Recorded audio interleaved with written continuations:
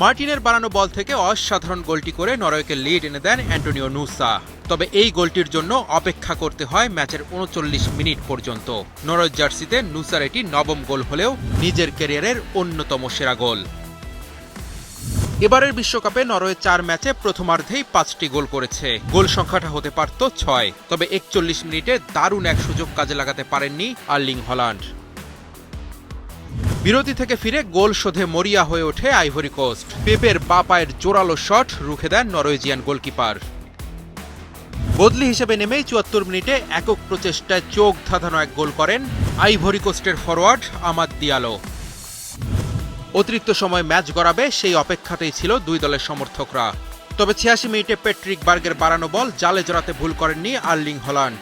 শেষ ১৩ আন্তর্জাতিক ম্যাচের প্রতিটিতেই গোল করেছেন হল্যান্ড। ম্যাচের নাটকীয়তা চলে অতিরিক্ত সময় পর্যন্ত। দিয়ালোর দুর্দান্ত ফ্রিকিক ঠেকিয়ে দেন নাইল্যান্ড। পুরো ম্যাচে দারুণ খেলেও চোখের জলেই বিশ্বকাপ থেকে বিদায় নিতে হলো আইভরি কোস্টকে। অন্যদিকে রাউন্ড অফ 16-এ ব্রাজিলকে প্রতিপক্ষ হিসেবে পেল নরওয়ে। অনিক জাবের, মাছরাঙা নিউজ ডেস্ক।